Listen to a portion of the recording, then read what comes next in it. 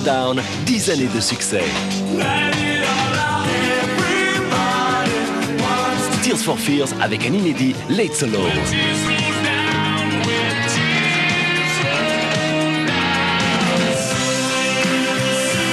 Tears for Fears avec énergie.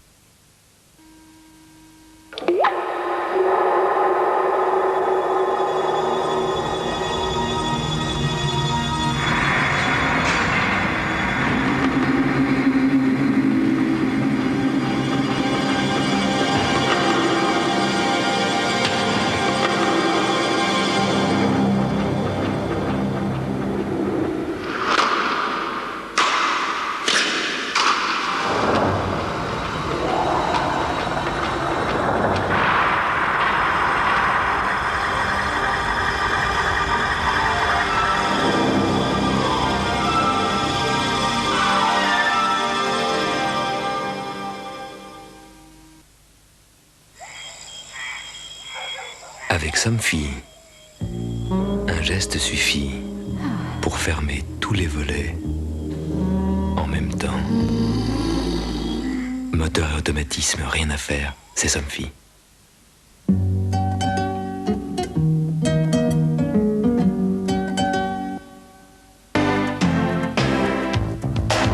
Bienvenue aux Folies Bergères pour Double Jeu.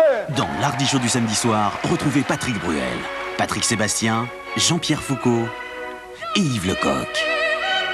Plus les sosies de Philippe Guérin, Laurent Baffy, le jazz de Nathalie Cole et Jean-Marie Bigard, un comique très rock'n'roll.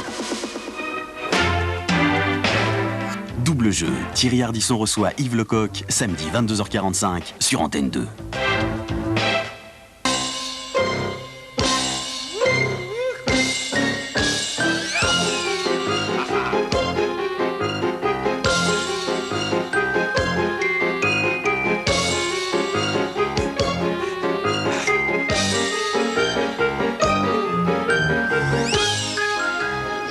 Avoir toutes les bonnes femmes à tes pieds. Comment peux-tu être sûr de ce que tu avances? Qu'est-ce que je te le dis? Je m'en fous des femmes, c'est la mienne que je réalise, c'est la mienne. C'est moi qui l'ai trouvé, c'est moi qui l'ai choisi, c'est moi qui l'ai formé. Elle est à moi, à moi, devant Dieu et devant les hommes. Malade, ça m'étonne pas qu'elle t'ait largué ta bonne femme, hein. T'es complètement jeté, mon pauvre coco. Ah, je vais te dire un truc parce que tu commences à me casser considérablement les organes de reproduction. Georges, si ma femme m'avait largué, ce qu'à Dieu plaise un jour, tu sais où je serais moi en ce moment? Comme toi, dans un lit, mais certainement pas tout seul et de préférence avec des jumelles. Tu n'as jamais aimé? Si, mais il y a prescription. On sort du lit de ma femme, on la paix, hein. Du lit de ma femme, malade, on te sort, hein. Bon allez hop, si vous voulez vous cogner, vous le faites sur le palier, je suis en retard, ça suffit maintenant, allez hop. Non, vous irez travailler quand j'aurai des explications. Et pas avant, sinon vous crèverez de faim et vous lâcherez ma femme. Mais qu'est-ce que vous voulez que je vous explique? Vous êtes complètement bouché. Attention, hein. Mais vous vous en foutez? C'est ça, vous vous en foutez du bonheur de Marie. Je m'en fous des bonheurs de Marie, moi. Petit trou nul, c'est moi qui lui ai appris le bonheur. C'est moi. Attention, toi, hein. Vous êtes vexé. Mais oui, c'est ça. Vous êtes vexé. Mais oui, vous êtes vexé parce que Marie vous quitte pour un serveur. Ah oui, elle vous aurait quitté pour un Lagardère ou un tapis. Alors là, hein, fier comme un pan, hein, la roue, hein. Ah oui, moi au parc, mais j'ai toujours ma place dans la tribune officielle. Mais pourquoi? Parce que Marie, c'est la maîtresse de tapis. Hein? Mais je vais vous dire une chose. Je sais très bien que je ne suis pas assez bien pour elle. Mais ce qui me console, c'est que vous non plus. Personne n'est assez bien pour elle. On s'était connus 2 ans auparavant chez Pivot. C'est là qu'on s'est rencontrés pour la première fois. C'était une émission sur l'au-delà. Alors vous croyez à l'au-delà tous les trois? Vous croyez aux vies antérieures? Vous croyez que les morts reviennent? Qu'ils seront là, avec nous, dans le 3e millénaire? Vous y croyez? Oui. On s'est cru enfant de Dieu, on descend du singe. Enfin, d'un cousin du singe. Qui lui ressemble comme un frère, lequel descend du rat. Enfin, d'un cousin du rat, etc. Quelle humiliation pour nos certitudes. On s'est cru libre dans nos actes, pur dans nos pensées, respectueux dans nos sentiments. On est plein de désirs refoulés, pervers, criminels, tués, father, couché avec mother. Quelle humiliation pour nos certitudes.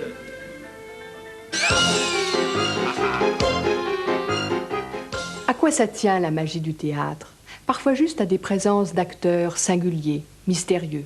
Ils pourraient dire n'importe quoi. Ils nous entraînent comme malgré eux, comme malgré nous, dans un voyage merveilleux. C'est le cas des deux interprètes d'archéologie. L'un est acteur, l'autre peut-être professeur. Dans la loge du premier, ils s'amusent à de drôles de jeux, avec de drôles d'objets. Ces deux hommes-là se rencontrent simplement, vraiment. Et leur échange nous conduit dans un monde des plus étranges.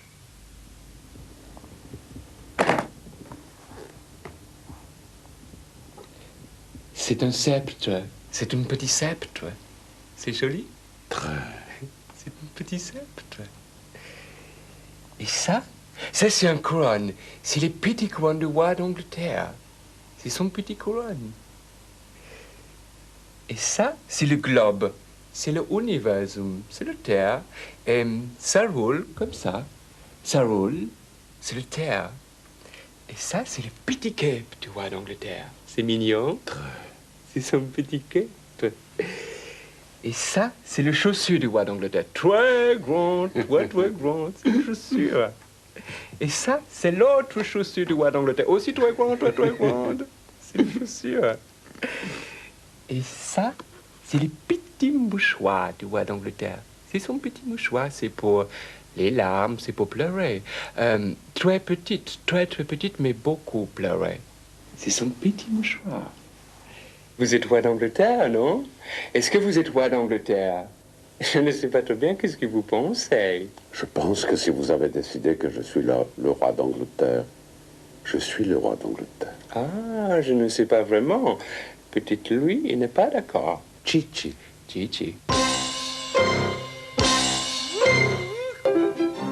Je pense à mon département, je connais les pouvoirs du Conseil général. Le 29 mars, je vote.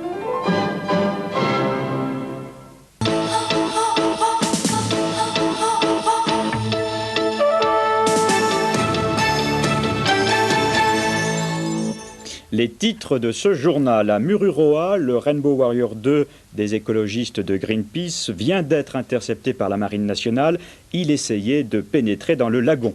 Rumeur de remaniement ministériel, tout indique que François Mitterrand attendra la semaine prochaine pour prendre sa décision après l'élection des présidents dans les régions et après les résultats des cantonales. Mike Tyson, condamné à 6 ans de prison pour le viol d'une jeune fille de 19 ans, le champion du monde de boxe a décidé de faire appel, mais il dormira ce soir en prison. Bonsoir, les écologistes de Greenpeace sont donc passés à l'action. Mise à l'eau de Zodiac et tentative de faire entrer le bateau dans le lagon de Mururoa. Réaction très ferme, mais sans aucune violence, des militaires français. Dorothée Oliéric. Les instructions du Haut-Commissariat, donc du gouvernement, étaient claires. Ne laisser pénétrer aucun navire civil dans la zone des 12 000 autour de Mururoa. Après plusieurs heures de suspense, le Rainbow Warrior 2 a en effet été intercepté. Le commando de marine l'a raisonné dans la soirée alors qu'il se trouvait à environ un demi-mille nautique de l'entrée du lagon. Selon les autorités polynésiennes, l'interception s'est effectuée sans aucune violence, en quelques minutes et dans le plus grand calme. Le bateau doit être ramené au-delà de la zone d'exclusion. Pourquoi le Rainbow Warrior a-t-il été bloqué si près du but? C'était, disent les autorités, pour manifester encore une fois notre bienveillance et retenue face aux provocations répétées des militants de Greenpeace. Pour l'organisation écologiste, l'objectif était d'établir un camp de paix à Mururoa et d'y prélever des échantillons pour analyser la radioactivité. On se souvient comment s'était terminée l'histoire en 85. Aujourd'hui, il appartient au procureur général de la République de Papeete de déterminer les suites judiciaires. En politique, compte tenu des tractations actuelles, on semble s'inquiéter ce soir au PS de la tournure des événements. C'est ainsi que le bureau exécutif extraordinaire du PS vient de rappeler à Brice Lalonde la règle de la solidarité gouvernementale. Et il met en garde le Parti communiste. Pascal Golomer. Rude soirée pour le personnel de Matignon. Édith Cresson avait convié à dîner pas moins de 11 ministres. Au menu et en plat principal, l'affaire Lalonde. Brice Lalonde qui ne souhaite pas adhérer à l'Union de la gauche pour soutenir les socialistes candidats aux présidences de région. Jean-Pierre Soisson sera clair à sa sortie. Personne ne marque de but contre son camp. Rien d'autre ne filtrera de la soirée. À la même heure, les socialistes sont réunis en bureau exécutif. Il en sortira 2 mises en garde, l'une adressée au Parti communiste du Nord-Pas-de-Calais qui ne souhaite pas soutenir Michel Delbarre pour la présidence de région. L'autre pour l'inévitable Lalonde à qui le PS rappelle la solidarité gouvernementale. Je crois que les électeurs, y compris qui se sont portés sur les candidats de Génération Écologie dimanche dernier, ne comprendraient pas que le ministre qui incarne ce courant politique, quelques jours après, fasse élire des gens de droite. Dans quelques heures, Laurent Fabius et quelques autres qui ont besoin des voix de Génération Écologie sauront si la nuit a porté conseil à Brice-Lalonde. Il n'y a plus de problème Lalonde alors? Une chose est sûre, les rumeurs de remaniement courent de plus en plus dans les couloirs des ministères.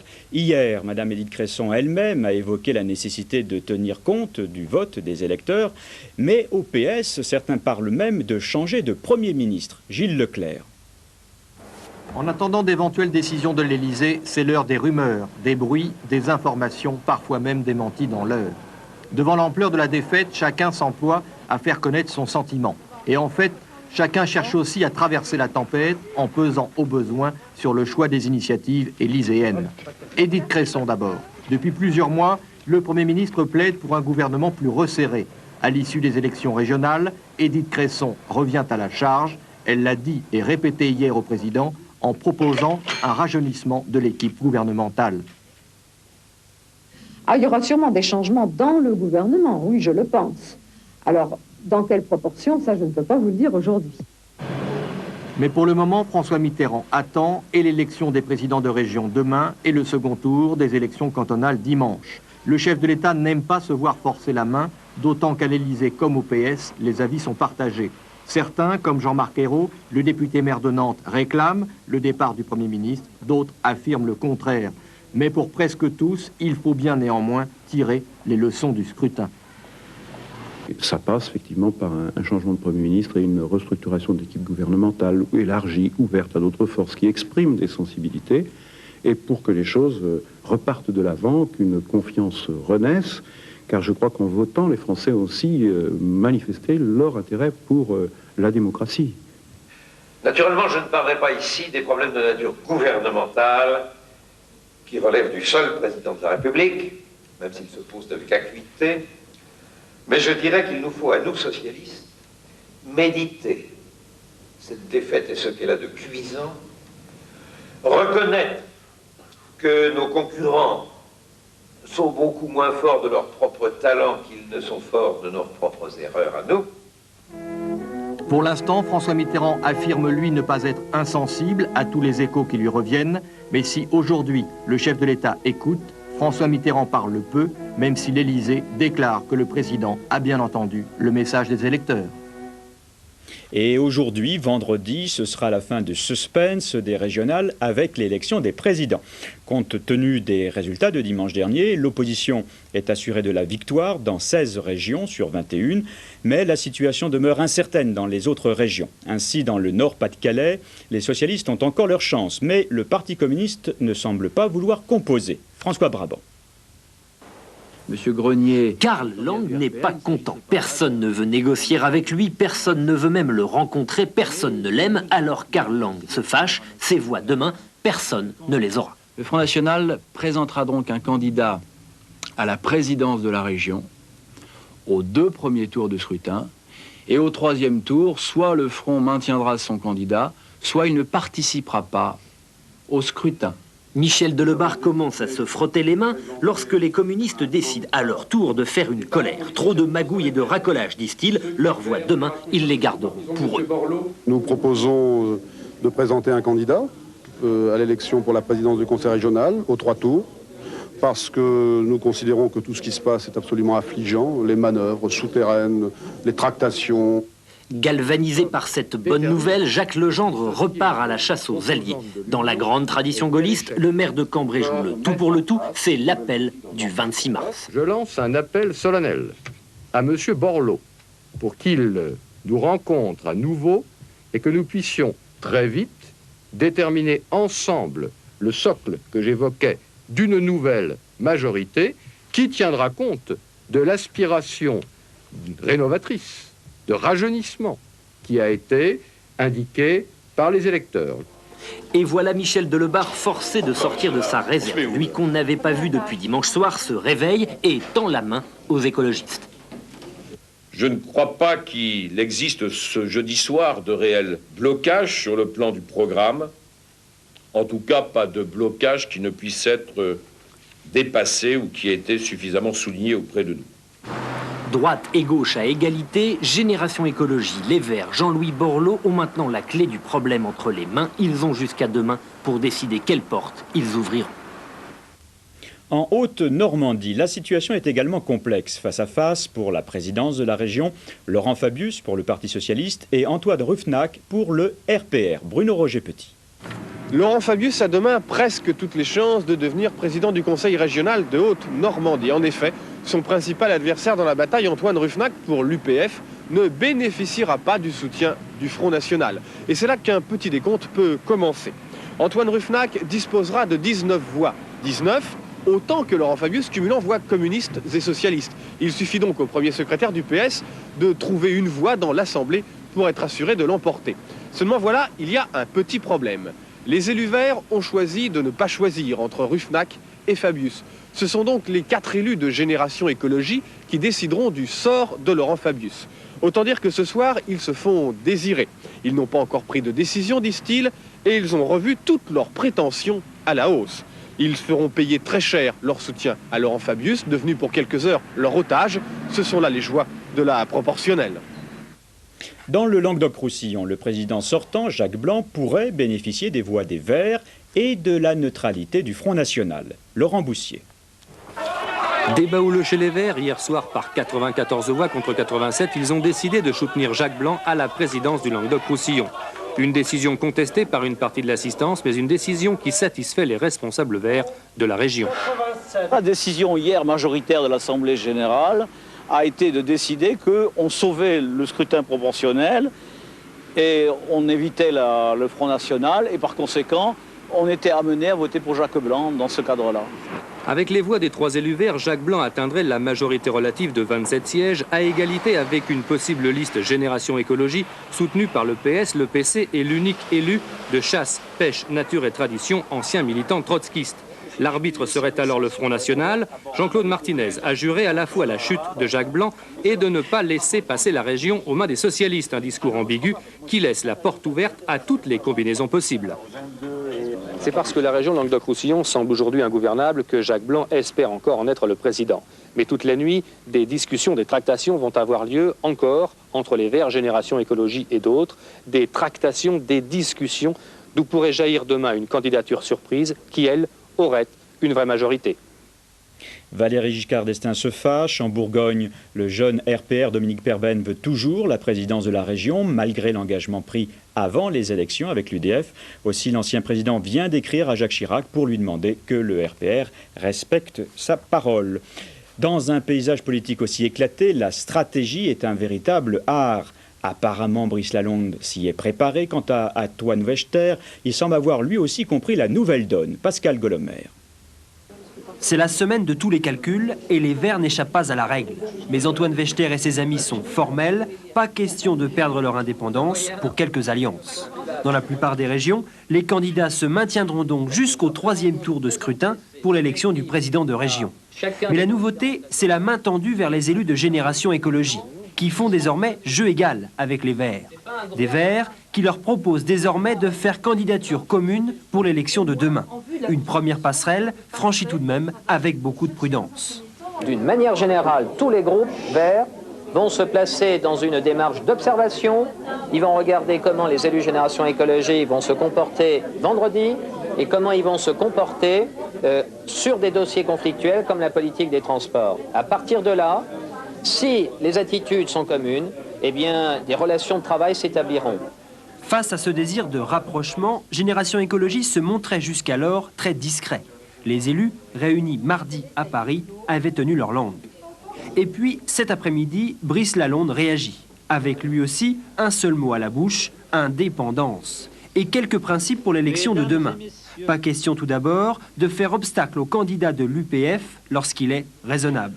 Pas question non plus d'adhérer à une union de la gauche. Enfin, priorité est donnée à la candidature écologiste unique pour les 3 tours. Je dois voir M. Wechter la semaine prochaine, on s'est mis d'accord, on va travailler, on verra bien là où ça va pas, là où ça peut aller. Et on va faire l'apprentissage dans les régions avec nos élus, dans des groupes ou des intergroupes, de ce que l'on peut faire en commun. La méfiance sera dépassée progressivement, je le souhaite. L'armistice entre les 2 états-majors nationaux semble donc en bonne voie. Mais on peut prévoir dès demain de rudes batailles sur le terrain pour le choix du candidat unique à la présidence de région. Décidément, le ministre de l'Intérieur, Philippe Marchand, n'a pas de chance. D'un côté, le Conseil constitutionnel lui a refusé un cadre juridique pour pouvoir maintenir provisoirement en zone de transit des étrangers en situation irrégulière. Et de l'autre côté, eh bien, le tribunal vient de le condamner pour détenir illégalement des étrangers dans un hôtel de Roissy en attente d'un visa. Anne Poncinet. Le meilleur client de cet hôtel Arcade de Roissy est sans doute le ministère de l'Intérieur. Toute l'année, des chambres sont louées pour loger sous surveillance policière les étrangers non admis sur le territoire français faute de papier. La pratique est courante, pourtant aucune loi ne l'autorise. Et il a suffi qu'une Zaïroise et 5 Haïtiens portent plainte pour que le ministère soit condamné. Pour les associations qui soutiennent les plaignants et pour leurs avocats, ce n'est pas véritablement une surprise. La police de l'air et des frontières et le ministère de l'Intérieur se sentaient jusqu'à présent libres dans les aéroports, et spécialement à Roissy, libres de garder les gens aussi longtemps qu'ils voulaient en attendant de savoir s'ils les laissaient rentrer en France, et en particulier libres de décider qui était un demandeur d'asile véritable et qui était un faux demandeur d'asile. Donc il était tout à fait évident que le ministre de l'Intérieur allait être condamné. Tellement évident que dès le dépôt des plaintes, le gouvernement savait qu'il risquait de se trouver en position délicate. Il a tenté de faire une nouvelle loi, mais le Conseil constitutionnel lui a demandé de revoir sa copie. Le nouveau texte devrait être présenté prochainement, mais de toute façon, le tribunal de grande instance de Paris ne pouvait se baser que sur la loi en vigueur au moment des faits. Le ministère a donc été condamné à 33 000 francs d'amende. Il peut encore faire appel. Quant aux 6 plaignants, 3 d'entre eux ont obtenu leur statut de réfugiés politiques. La colère des étudiants, elle semble s'organiser dans plusieurs régions, à Tours, à Rouen, à Caen, mais aussi à Nice, où la faculté de lettres est complètement paralysée. Valérie Hermite. Fermée, bloquée, paralysée. Depuis 15 jours, la faculté de lettres de Nice est un désert. Plus de cours, plus d'examens, plus que des assemblées générales. Comme tous les matins, les étudiants ont voté la reconduction de la grève et la fermeture de l'université. Ici comme ailleurs, ils rejettent le projet Jospin, essentiellement à cause de la disparition de certains DUG et de l'enseignement qui deviendrait plus généraliste en première année. Ce que veut nous imposer Jospin, c'est une formation générale au départ, qui nous mène vers des diplômes pas très compétents au niveau de la licence et de la maîtrise, alors que sur le marché du travail, on nous demande des spécialisations. De loin les plus mobilisés, les étudiants de lettres n'ont rien fait à moitié. Depuis 2 semaines, ils mangent et dorment sur place. Une occupation des locaux qui vient de donner des idées à d'autres. Depuis hier, les étudiants de sciences ont pris d'assaut la présidence de l'université. Je crois qu'il faut toujours prendre les étudiants au sérieux. Bon, je prends au sérieux ceux qui sont grévistes, mais je prends aussi au sérieux l'immense majorité de tous ceux qui ne le sont pas. Et je crains un petit peu que les étudiants ne s'enferment dans une forme d'action qui ne soit plus très populaire. Des actions dures, mais une mobilisation qui faiblit. La semaine dernière, ils étaient 10 000 dans les rues de Nice. Ils étaient près de 10 fois moins cet après-midi. Faisons maintenant le point des marchés boursiers. Paris plus 0,34%, c'est une séance de consolidation. À Wall Street, légère hausse. Florence Duprat. Léger sursaut ce soir à Wall Street, il n'y avait pas beaucoup d'échanges et en clôture, l'indice Dow Jones gagne 8,28 à 3267 points. Les chiffres publiés cet après-midi n'ont pas fait sourciller les boursiers. La révision à la hausse du produit intérieur brut américain, plus 0,4% au mois de février, est plutôt une bonne surprise puisqu'on s'attendait à une révision à la baisse. En revanche, sur le front de l'emploi, la situation reste préoccupante. Les demandes d'allocation chômage ont en effet grimpé à la mi-mars, plus 15 000 à 447 000. La firme de courtage Salomon Brothers essaie de réparer les pots cassés. Hier, des ventes sur programme informatique avaient été déclenchées par erreur par un courtier de la firme et le Dow Jones, peu après, ces transactions avaient piqué du nez. Aujourd'hui, Salomon Brothers, pour réparer cette erreur, s'est porté acheteur sur le marché, ce qui n'empêche pas la SEC, le gendarme de la bourse américain, de mener l'enquête. Sur le marché des changes, le dollar retrouve de la hauteur, plus 3 centimes ce soir à 5 francs 63,70. Le billet vert est également ferme face au Deutsche Mark et au yen japonais. Petite hausse aussi pour le pétrole, puisque le baril de brut livraison mai gagne 9 cents ce soir à 19,28 $. Voilà pour les informations boursières. La suite, c'est bien sûr sur votre Minitel et c'est le 3615 Eco A2. Le champion du monde de boxe, Mike Tyson, a été condamné à 6 ans de prison ferme pour avoir violé une jeune fille de 19 ans. Il va faire appel, mais ce soir, il dort en prison. Bruno Albin. Ces derniers pas d'homme libre. Ce matin, il était comme toujours tiré à 4 épingles, une certaine nonchalance dans la démarche. Mike Tyson était pourtant sous pression. « Je m'attends au pire », avait-il déclaré avant d'entrer au tribunal pour écouter le juge Patricia Gifford prononcer sa sentence. À l'extérieur du palais de justice d'Indianapolis, il venait de croiser ses partisans. Ils avaient adressé au juge une pétition signée par plus de 10 000 personnes, comme cette femme, anonyme, spécialement venue de Chicago, lancer un appel à la clémence.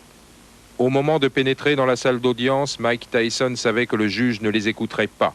3 condamnations à 6 ans de prison, même si elles sont confondues, c'est l'application de la loi dans presque toute sa rigueur. Don King, l'impresario de l'ancien champion du monde, et cette femme qui lui a tenu lieu de mère vont sortir sans faire de commentaires. Ses avocats vont faire appel, mais dès aujourd'hui, Mike Tyson sera transféré dans cette prison. Il aura le droit d'y faire 1 heure de culture physique par jour, mais ne pourra pas s'entraîner. La pratique de la boxe est interdite dans les prisons de l'État d'Indiana. L'acquittement pour William Kennedy, la prison pour Mike Tyson, et ce n'est sans doute pas la fin de cette vague d'affaires de viol. Un nouveau scandale occupe depuis quelques jours la presse à sensation. 3 joueurs vedettes de l'équipe de baseball de New York sont à leur tour accusés d'avoir violé une femme. Ce n'est plus du fait divers, c'est un véritable problème de société. Mike Tyson est comme frappé par le destin. Gosse, petit délinquant, il avait été placé en maison de correction. Plusieurs années après, il devint donc champion du monde de boxe. La vie semblait alors lui réussir. Et puis, retour en prison, Alain Vernon. Son surnom, c'est ou c'était Iron Man, l'homme de fer. Son palmarès, 38 combats, 37 victoires, dont 33 par KO. Une seule défaite donc. À 20 ans, il devient le plus jeune champion du monde des poids lourds. Je suis le meilleur